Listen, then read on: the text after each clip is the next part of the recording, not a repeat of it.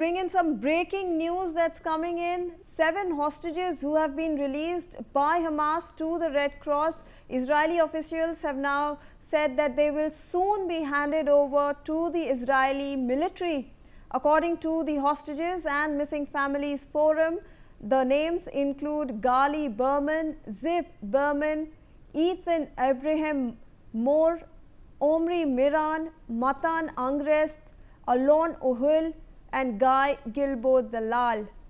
My colleague Aditya is joining me on the broadcast to help us understand this first batch of hostages who have been released.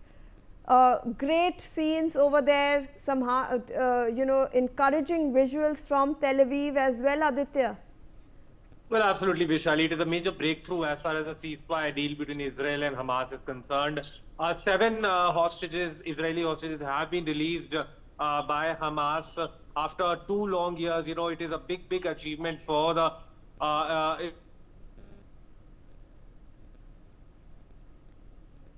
All right, I think we have some network issues over here with Aditya. We'll get back to him, but I'd like to rope in Ambassador Gupta again on this issue. Ambassador, I would also like to understand, you mentioned that there are a lot of third-party countries also involved, and today we will also be seeing how President Trump will arrive in Israel. He said the war in Gaza is over. We are yet to see how that will pan out. And then he will head to Egypt to formulate and sketch out the entire Gaza peace plan that is still controversial, because both the parties, Hamas and Israel, have not agreed to most of its content. This is just the first step, the release of hostages and prisoners. Yes, absolutely, you're right. Everybody has welcomed the end of the war. The war has been going on for 2 years, and so many people have died, and it has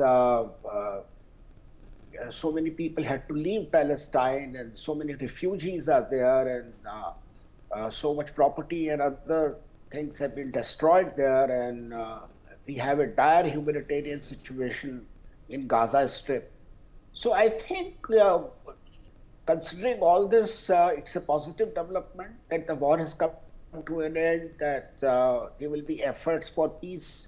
But whether these efforts will ultimately lead to a durable solution of the Palestinian problem, that is something not yet assured, or that is something not yet clear. Absolutely. Ambassador Gupta, do you also think that, Hamas disarming itself is something that is possible in the future? Because this seems like a far-fetched dream, and they have absolutely not said anything. They've kept mum on this issue. And do you think Israel will let go of the dominance over Gaza? Because they have also not maintained its, they have said that governance in Gaza will be a very sore point being discussed in the Gaza peace plan.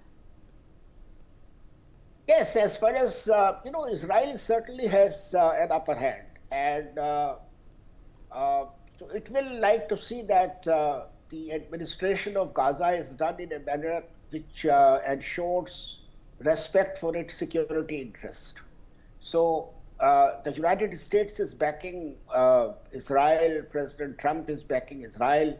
So Israel certainly has an upper hand. Now, as far as disarming the Hamas is concerned, that is something very tricky. Hamas are not happy about it. Even if they surrender some arms, no one can be sure that they won't take up arms later in the future. And arms can be supplied in various ways to them from various sources. So this is something, which is very tricky and difficult to say. And but the more important thing is that there are significant differences between Israel and others on the issue of the Palestinian state, and since that is not something which is yet agreed, it is difficult to say with any certainty that this will lead to a durable solution of the problem. Absolutely. Ambassador Gupta, I will ask you to